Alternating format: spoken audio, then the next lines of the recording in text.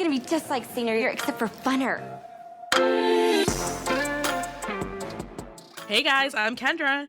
Hi, I'm Mercedes, and this week we're talking about a magical denim and a life-changing summer in the Sisterhood of the Traveling Pants. Which I'm so excited for saying. But of course, we Yes. gotta kick it off with our celebrity crush of the week. Who are you crushing on this week? Literally the entire cast of The Bear. I know everyone's watching it. Jeremy Allen White has been hot for years on Shameless. I know, lip forever. And now he's even hotter playing Carmi. And Marcus, played by Lionel Boyce, needs more love. He is so sweet. He spends a whole, multiple episodes just focusing on making a single donut. And I love him. I recently saw this TikTok of this girl who was like, some news article came out with is this white boy hot? And it was just a bunch of famous celebrities who are white guys trying to decide if they're hot. And the number one was Jeremy Allen White. And everyone was like, is he hot though? In some pictures he looks hot, and in some pictures he looks like He is hot. he is hot. He's hot in the way that, you know this guy in real life, and you're like, I trust you, even though maybe I shouldn't. But he seems really great in real life. His characters, on the other hand, yeah. I'm obsessed with him and Addison. I think they're really cute. I have some of their posts. They're just like a really cute couple. The way that they I don't know. I feel like their love language is physical touch, because sometimes the way that they're wrapped up in each other is really cute. And I know they have 2 kids together. Oh, see, it makes him even better knowing that he's such a family guy too. You're like, oh my God. Okay, I will watch The Bear. I will add it to my list because you are not the first person to say that it's good. So I will. I think you'd really like it. Yeah. I mean, anything on FX Yeah. I like. So I will definitely watch it. Yeah. Okay. So Tom Hanks has a son that I didn't know about until a few weeks ago. I know. His name is Chet, and he is not what I thought a son of Tom Hanks would look like. You're just now learning about Chet Hanks. I'm just now learning. I know. Wait, do you know him? Yes, I'm very aware of Chet Hanks. What do you know about him? Tell me about. He is just corny and was doing a Jamaican accent, and even he went on Z-Way's show and still did it. And people are like, "Why are you doing this? Isn't funny." Stop. Okay, so that's the thing. I was just he's kind of a wankster. I don't know if people still use that term, but he's kind of douchey. He has all these tattoos, but he works out a lot. His whole IG is just a Nike commercial.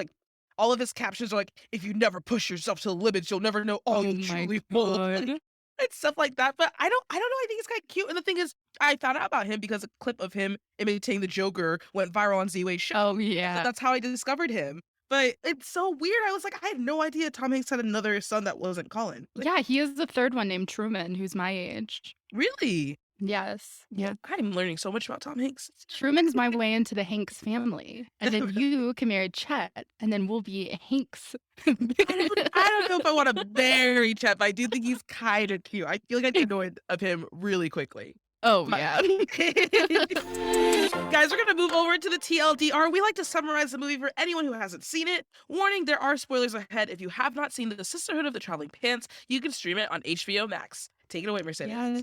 Alexis Bledel, Amber Tamblyn, America Ferrera, and Blake Lively played Lena, Tivy, Carmen, and Bridget. And these 4 have been best friends their whole life, and they're about to spend their first summer apart. Before they leave, the 4 discover a magical pair of jeans that perfectly fits each of them, and they decide to share the jeans equally over the summer as a way to connect them while they're apart. In Greece, Lena meets Kostas, and even though her family disapproves, she goes behind their backs to see him all summer. She falls hard for him, and her grandfather eventually gives her the approval, so that's good. So that's Lena's summer. In Mexico, Bridget catches the eye of one of her soccer camp counselors, Eric, and spends her time showing off on the field and trying to keep his attention. She ends up sleeping with him and then isolates herself because she falls into a depression afterward. When she returns home, she reflects on the loss of her mother and her experience in Mexico.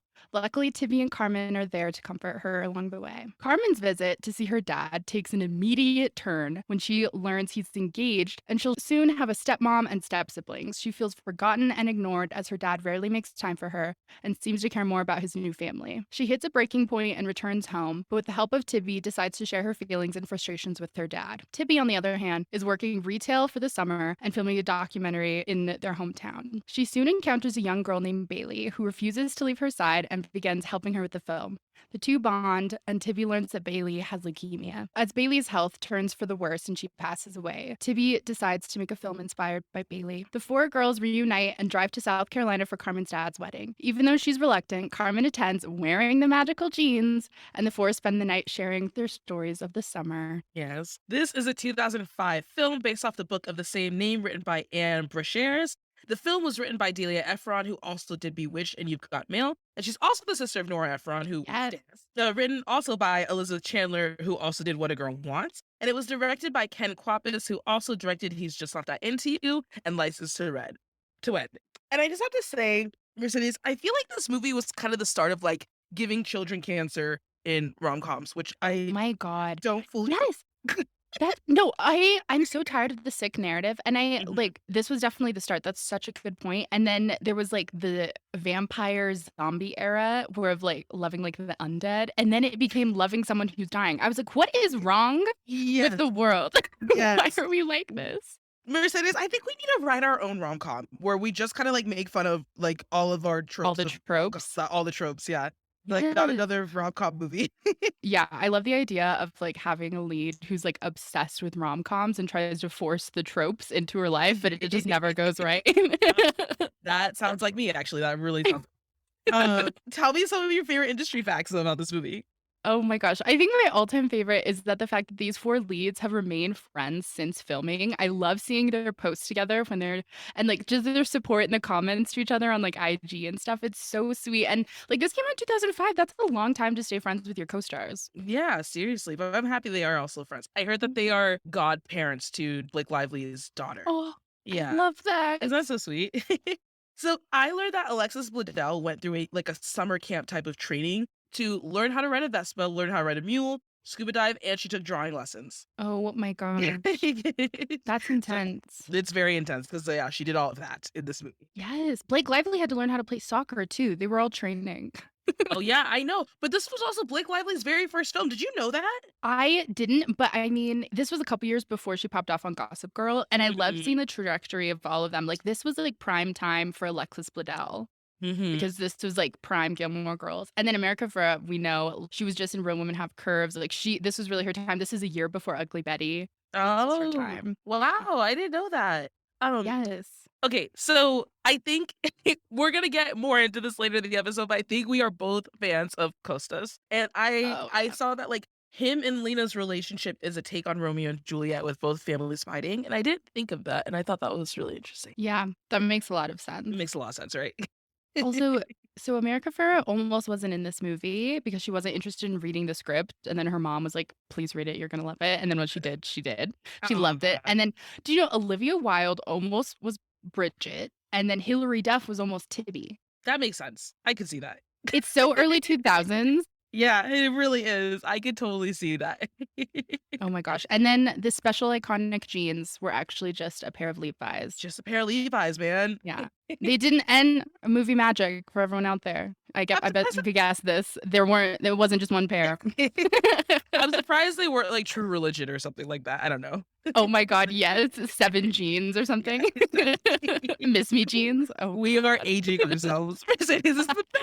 I didn't wear any of those. I just watched a lot of The Hills and read a lot of People's Style. Yep. Exactly. Guys, we're gonna move over to Time Capsule. We just like to recap where we were when we first watched this movie, which I don't remember the first time that I watched this movie, but I do think I saw it in theaters. And the reason is because I was such a fan of America Ferrera during that time because she did this Disney movie called Gotta Kick It Up. Do you remember that movie? Sip Wed That Forever. Yes! It is one of the best Disney Channel movies. It really is. It really is. Okay, so that movie inspired me to try out for my middle school dance team. And it's funny because I didn't make it in 6th grade. I ended up being an alternate in 7th grade, which meant I only danced when someone else was sick. And then I was somehow made captain in 8th grade, even though I hadn't even like been a part of the team. I love this arc, this upward movement for you. Right? Let's make it make sense. Then I decided to dance competitively all through high school. Ended up getting 2nd place in state for like this drill down competition, which is like a series of military goals. And I just feel like I have America to thank for that because if it wasn't for that movie, I would have never discovered my love for dancing as a child. Yes. Okay. There's a scene in that movie where she like rubs Vaseline on her teeth to make them shinier when she's dancing. And I always think of that because I'm a big like Vaseline for like chapstick girl. Yep. So anytime I'm just like, Wow. America Ferrera put this on her teeth. Yeah, it's to help you. It's to help you remember to smile. I remember her doing that, and I had done that since. I want to watch it because I know it's on Disney Plus. I want to watch it. Yeah. I haven't. That was the era of like good Disney movies. Yes, that's such a classic. Yeah. Gosh, I loved it. I don't even remember watching this for the first time, but I probably rented it once it was on DVD. Yeah. And this movie is such a staple for me. It's like a go-to comfort movie to the point where I don't even I can't even remember a time that it wasn't in my life because it's just always the one I reach for when I just need like a security blanket type of movie. And like these girls are my sisters. I love them. And in high school, my dream was to share a giant pair of sweatpants that fit none of my friends, like none of us. And I thought it'd be so funny. And my friends were like, that's not funny. We're not going to do that. That's too much work. And I was like, okay, fine. It never happened. But I love those friends. So I always think of them when I think of this. And because they're basically family, you know, they're that type of friend group. I love your friends. I love when you tell stories about your friends. It seems like you surround yourself with really good people. So yeah, I feel really lucky with all my friends. That's awesome. Do you remember who you had a crush on during that time? Wait, how old were you, first of all? So I was 9 when this movie came out. It was this summer before 4th grade. Okay. And I could not for the life of me think of like my real life crush, probably a boy on my soccer team, but I was really trying to think about it. Couldn't find any proof of that. But my crushes were definitely like Princess Diaries to Chris Pine and then Hayden Christensen in the Star Wars prequels. Those two changed my life. I love the prequels and everyone wants to hate on them. I'm in love with Hayden Christensen. Sorry to say it, but that's why I love them. I've never gotten on the Hayden Christensen train. That's like the one train I've never gotten on. I don't really. Oh my god, you need to watch Shattered Glass. Probably one of the worst movies I've ever seen in my entire life. It's Hayden Christensen and Rachel Bilson is terrible. I know. Watch Shattered Glass. He's so good in it, and like he's kind of a criminal in it, but like hot and nerdy. Yes. Okay, so this movie came out when I was like 12 or 13, and I had a big crush my 7th grade year on this boy named Gabe Earl. And I will never forget him because he knew I liked him. And one day he called me. This like has scarred me forever. One day he called me and pretended like he was gonna ask me out, only for him to ask me for my best friend's phone number. Oh my god. I think I cried for like a few days. Can I just say, kids in middle school are so cruel in ways that are like so creative. Like so freaking creative that I'm impressed. Like some of the things that like kids would do in middle school, I'm like, I look back and I'm like, that was really creative. I hope you're using those skills. Yeah, you're like, you traumatized me, but that is so clever. Yeah, exactly. Exactly. That's how I feel. It's how I feel. I totally relate to that. There are some memories that I'm like, I bet these people don't even remember this, but it's stuck with me forever and it's haunting me. Guys, it's time for the Rom-Com Hall of Fame. But first, we gotta roast this film. And I don't know about you, Mercedes. I have a lot to say, but you go first. One of my biggest ones is that these college boys are pursuing teen girls, and I don't like it. I don't trust it. And it's tough to criticize because I love Kostas. He is just everything to me. But Lena is in high school and he is in college. And then don't get me started on Eric, the soccer camp counselor. I know. He needs to stay away from Bridget. And it stresses me out so much every time he even looks at her. I know she's pursuing him, but he's legally an adult and should not act on it. I don't know. He's very early 2000s blonde to me too. And that's just not the vibe. Yeah, right. Yeah. Tell me some of your roasts. Okay, so I feel like the relationship between Carmen and her dad is just really triggering because this whole movie just showed that in order for them to have any sort of a relationship, the effort all had to be on Carmen's part, who was the child. And I just feel like if she didn't show up at the wedding, she wouldn't have heard from him. She had to call him after she threw a rock to tell him how she feels because he didn't call her. And this just leads into my next rose, which is like, I feel like no one in this movie has good parents, in my opinion. Bridget's dad just ignores her and lacks any ability to communicate. Tibby's mom uses her as a babysitter for her younger siblings, which I just, I remember watching a TikTok video explaining how traumatizing that is as a kid when you like are the oldest and you're constantly having to babysit your younger siblings. You're essentially like your childhood is taken away and you form like a lot of resentment against your parents and just all this stuff. And like just a word to parents, like your oldest kid is not meant to be a free babysitter. Like that's not what they're retweet. That's not what they're meant for.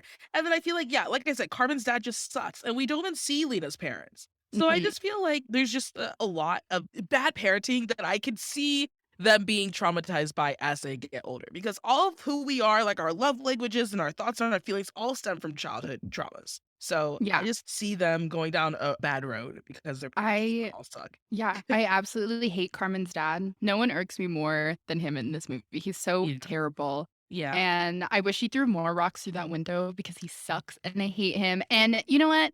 He is also the dad in Get Out. And Yes. I knew he was bad immediately because I was like, I know this guy. I've seen Sisterhood Traveling Pants. I don't Yes. trust him.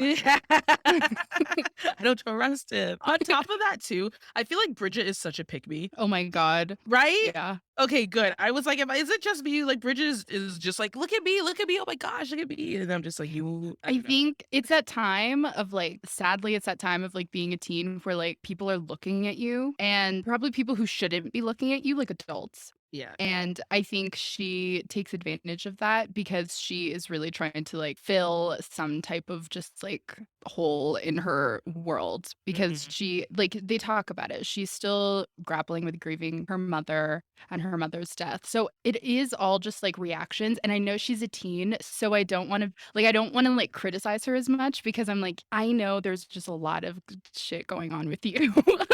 And it's like it's all and but she is the total pick me, but it's not her true self. It's just like who she's trying to be or like what she's trying to fulfill for herself. Ugh, You I were feel for her. you are so much kinder than I I am. just want to protect them all. I'm like, these girls. Because I don't know, like being a teen girl is never easy, no matter who you are and no matter what your experiences is. And none of us have had similar experiences, really. Like no one goes through the exact same experience. But yeah, I just want to protect these teen girls from hardship. I hear you. My last one, which is completely unrelated to what we were talking about. There's a when they were talking about the rules for the pants, they said Oh, you can't yeah. cuff the pants or tuck the shirt in and wear a belt, and that's literally every single outfit that I wear. And I'm just like, Oh, I was mortified when they no. said that. I was like, gosh, fashion has changed so much. I didn't realize that used to not be cool. Like that's literally every outfit that I wear. It's like a tucked in shirt with a belt and like cuff pants. Whoops. So funny. I mean, like, this is like a low-rise bootcut jean. Like, I don't know anyone who's wearing that right now. Maybe like all the Gen Z fashion girls, the e-girls Yeah. on TikTok and stuff, they can pull it off. Oh my god, it's so funny. Wait, we're saying tell me your favorite quote from this movie. So it's not even really specific, but it's just the Carmen phone call to her dad. Mm. And the whole conversation, it's perfect. That girl is acting. America Ferrera is an actor. It is Yes. heart-wrenching. She has the snot moco's face, like crying, ugly crying face. I'm like, this is me. Yes. I love her. I love her. There you go. There you go. Okay, so the quote that I like is actually from an emotional scene when they are trying on like the bridesmaids' dresses. And Yes. Carmen says, We can just tell everybody that Carmen's Puerto Rican, and it never occurred to you that she might be built differently. Or that unlike you and your daughter, she has an ass! Yes. Oh my God. Acting again. I think again, America is the real, like, I feel like she's the stealer of this movie. Like, she's, Completely. yeah. And she's narrating it too. So I feel like that just kind of gives her more. She's like the glue of the friendship, Yeah. and I love her character. She's the most sentimental one out of all of them, especially in the second one. We know, like, you and I both love the second one. So I know, like, in there she's like clinging to this friendship and really being like, no, we need to like really just recognize how special this is. And she's the one who really sees how special like sharing this pair of pants and like the magic of it all is. And I adore her. I'm such a Carmen. So I love it. I love it. All right. So if this movie popped up on your Tinder feed, are you swiping left or are you swiping right? I'm totally swiping right. I'm obsessed with friendship stories like this. I love how well rounded each individual story is and how we get to see them all grow and learn something about themselves that's just about them, separate from the group. But they also know that like their friends are going to be there and support them throughout that and navigating any difficulty. Their friends are there for them, even if they're not nearby. Yeah. And it's so special to see, especially in an early 2000s film, because there was this interesting message of like girl power within all this. Like, right, the year before this, we had the Cheetah Girls movie, which is Yeah. like core four who were so Yeah. special. And then even like Bend It Like Beckham is another like girl power movie. And then I think of like all the Mary Kate and Ashley movies as like girl power movies too. And but then in the media, we had a lot of press pinning young famous girls against each other Yeah. and like young celebrity teens against each other. So it was this like really toxic narrative of women hate each other versus like friendship. Mm. And I think this really gives an in-depth look into the dynamics of a friendship between teen girls. And it's all about like being an imperfect person just growing up. And it feels really real. It feels real to me. And even if it centers around a magical pair of pants, it feels just so authentic. They're learning about life and loving their friends. And it's just like so nice to see a range of stories. Like I said before, none of us grow up the same way. So seeing an array of experiences, mind you, it's still in like this bubble of like they're all pretty well off and whatever. But like, yeah, like they have their own privileges, but it is special to see just like the range of experience that you get during Yeah. this time of adolescence, and just building bonds is so important during this time. And for me, this movie like blends comfort and relatability and like aspiration for younger me. Like I found qualities in all of them that I wanted to have in myself as a child watching this. So Yeah. I'll love it forever. Can I ask you, Mercedes, what are some qualities that you admire in your friendships? Like the people that are closest to you? Oh my gosh, there's so many. I think support, like nothing ever feels competitive with any of my friends. Their wins, I feel like it's just a win for the world and any time. And that's how they like react to my wins.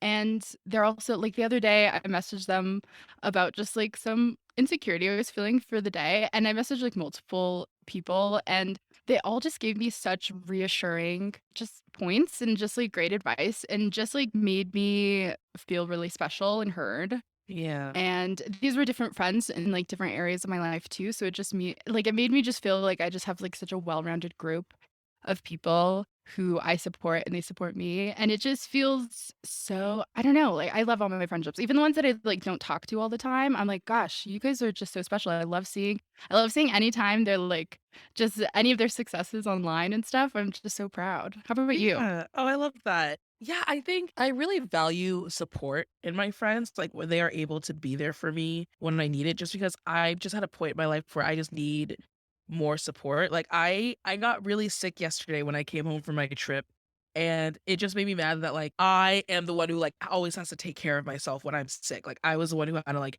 go across the street to get medicine. I had to go and like buy food and all of this stuff. Like I didn't have anyone there to like help me out. And I feel like when my friends are able to be there for me when I'm going through something and just like provide like lend a listening ear, it means so much to me because I can oftentimes I just feel very alone. And so I like when my friends remind me that like no matter what, they're going to be there for me. So I love that. I really appreciate that. Yes. And you were just on like such a major, like big, like girl trip. And it was so fun to see online because I was like, oh my gosh, all these people, they're just having so much fun. And Yeah. I love seeing like friend groups just like living it up. Yeah, and I got really lucky. So for any of the listeners who don't know, I actually just hosted my very first group trip to Bali, Indonesia, which was great. I went with 10 other girls, and my group was amazing. They were so great. They were all really cool girls, all just like really funny. We got along really well. And we were all kind of on the same wavelength too. Whenever one of us was tired, we were all tired. Whenever one of us wanted to, we all wanted to. So it was like That's what you need.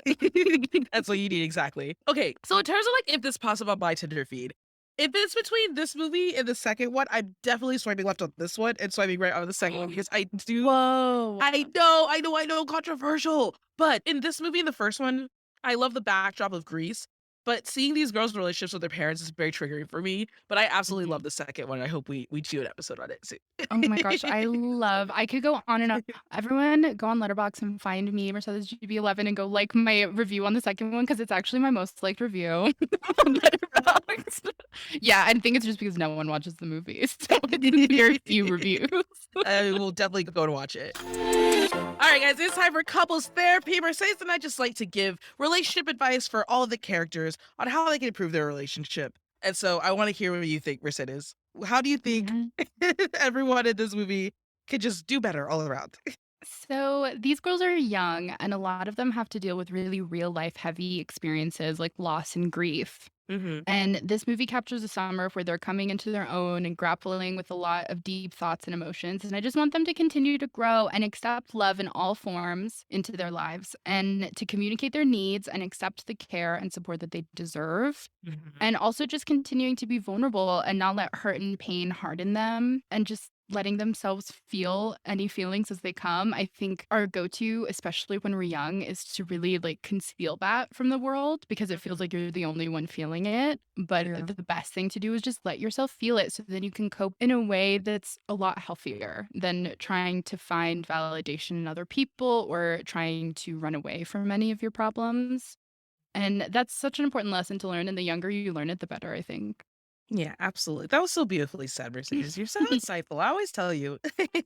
I couldn't agree more. I think this is a summer where they learn about change and need to learn how to kind of ebb and flow with whatever life throws at them. So Yeah. that's something what this summer is for. But I'm curious what you think their love languages are. I think all of their love languages are quality time. Like Carmen wants to spend time with her dad. Lena wants to spend time with Kostas. And Timmy and Bailey form a friendship through spending time making a movie together. And Bridget literally goes out of her way to chase her coach down to spend time with him. So I would say the quality time. I'm curious what you think. So I kind of framed it as the theme of the movie because it is hard with all these characters. So I think the love language of the movie is a little bit of gift giving because the genes may not actually be magic, but they hold this power that gives the girls the boost they need to venture out of their own comfort zone. And so I think the gift for all of them was the genes coming into their life. And then mailing them back and forth is also just like a repeated cyclical gift to each other. And then I also think words of affirmation are important in this movie because they communicate through letters. And we see an important part of all their growth is learning how to communicate their feelings and learning how to be vulnerable with people outside their friend group too. So they're really learning how to trust themselves and trust that people can listen to them and understand what they're saying. Yeah, absolutely. I love that. All right. So, okay, not that there are too many couples in here, but do you think any of the couples last 5 years? So, based on the second movie, we know which couples move on to the next, and it's Kostas and Lena, but not without any ups and downs and breakups of their own. And then also, we get to see Tibby and Brian McBrien, the video game boy, date in the second movie, and that does not come without a lot of issues for them and just a lot of conflict. And so I think the relationship that lasts here is the friendship, and all the other relationships can come and go, but this bond remains for years because they're basically like they're just bonded forever, and I love that. It's just so special. To me, there's just nothing more special than friendship. I agree. I do think these girls will be friends forever. I think if you are able to form that kind of bond at that age where, we are kind of selfish as teenage girls, right? Like there's a lot that we are focused on. And if you are able to be selfless enough to be there for your friends, I think that really forms a strong friendship. And I do think they'll be friends forever. So I love that. And like welcoming in growth into the friendship too. Like you need to accept that your friends are going to evolve and this won't be the same friendship. Like it won't look like what it looked like when you were 15, but that doesn't mean that it's not any less special. It just means that it's a different area of life. Exactly. Okay, guys, it's time for Heartthrob. Mercedes and I like to talk about who we are going to bring home with us. And I think we are actually on the same page here, Mercedes. Hell yes. Yes. Are we both thinking Kostas? Because forever, can I just every say, day. every day. That man in a freaking turtleneck. What the hell? I know. He looks so fine. And he's educated and he's so romantic and he has a smile that just brings tears to my eyes. I'm obsessed. And he's wise and he's like emotionally available. Yeah. Oh my gosh. Oh, he changed the lives of millions of young girls in 2005. And even now when I watch, I'm like daydreaming about Kostas. I'm like running up to Kostas. Wait, and oh my gosh. And I want him to take me fishing and drive me on his scooter and tell me about the moon. And I would bet money that Santorini's tourism skyrocketed because of this man in 2005. You think? Yes. Oh my gosh, I love that. That's so funny. All right, guys, we're going to play Marry, Smooch, Ghost. We have Kostas, Eric, and Brian. Who would you marry, who would you smooch, and who would you ghost? Obviously, I'm marrying Kostas. Obviously. I'd kiss Brian McBrien because he's sweet, and then I'm ghosting Eric. Get out of here. Oh, no. Okay. Yeah, definitely marry Kostas. In a heart, I would actually be the one proposing. I'd be down on one knee with a ring, be like begging him, please. Oh God. You're like with me. I would actually smooch Eric and ghost Brian just because I feel like we don't know a lot about Brian in this movie. So I would smooch Eric because I do also really like Mike Vogel, the actor who plays him. He's great. He's very he's actually a really great actor. But and then I would ghost Brian. But if this was a second movie, that'd be a different story. Yeah. The second movie, his abs, the second one that like come out of nowhere. You're like, hello? In the dorm. You're like, what? I thought you played video games. What's going on? What is happening? We always love to bring in a pop culture moments, but I want to ask you first, Mercedes, of the Yeah. 4 girls in their summer vacations, which one would you have wanted? Oh my God. Obviously, I want to be Lena. I want to be Obviously. Lena every day for the rest of my life. Yep. This goes along with my question. Mhm. Which girl in the sisterhood are you? I would say I am Tibby because I really like filmmaking. And also, too, I was that person like had to work over the summer in order to Same. earn money. So I would say I am more like Tibby, but not in terms of like Tibby can be pessimistic a bit. Yeah. And I'm the least pessimistic person ever. So I think that is not necessarily similar to us, but just in terms of like her hobbies and what she does over the summer, I think we're similar in that regard. But what about you? Which sister? Well, you said you were Carmen, I'm right? such a Carmen. Yeah. You're such a Carmen. Yeah. Yeah. I can see that. I can see that. You're like, I can see you being the glue that holds your friendship together, you know? Thank you. That's so sweet. I'll have to ask my friends. I always say I'm like all the girls like have like relatable qualities, but like truly like no one is Bridget. In high school or like growing up, like all my friends were like, I want to be Bridget. I want to be Bridget. And it's like, girl, like none of us are Bridget. I'm telling you Yeah. right now, none of us are Bridget. And that's a good thing. That's a good thing. Yeah. One of my favorite interviews is when Ryan Reynolds is on some late night show and he's talking about what it's like to have a kid. It was like after they had their first kid. And he goes, I love my wife so much. But the second that our child was born, I knew that I would use my wife as a human shield to protect our baby. Yeah. I just thought that was so funny and so cute. I love that Blake Lively and Ryan Reynolds are like this cute couple, and I hope they stay together forever. I know they're very sweet. My other pop culture moment is this soundtrack. It's amazing. I listen to it all the time still. I could be in the worst mood and then you play an Unwritten for me and I'm happy, I'm smiling, I'm twirling, I'm dancing. I bring up The Hills like almost every episode. I feel like I love The Hills. and their song is Unwritten too. So like anytime I hear it, I've probably heard it so many times because I've rewatched this and The Hills so many times. But it's just like I think it's one of my favorite songs. Like Aw. it just makes me so happy. It's good. It's a good one. It's a classic. Listeners, we want to hear from you. What are your thoughts on this movie? Which friend are you in the friend group? Well, how would you spend your summer vacation? Are you a fan of Kostos? Make sure to slide into our DMs at MeCute. Again, I'm Kendra. You can find me on Instagram and TikTok at Ken10Hollywood. Yes, and I've been Mercedes. You can find me at MercedesGB11 on Twitter, IG, and TikTok. And if you're looking for new rom-coms, follow Meet Cute wherever you listen to podcasts and follow Meet Cute on socials everywhere. Bye, everybody. We'll see you next week.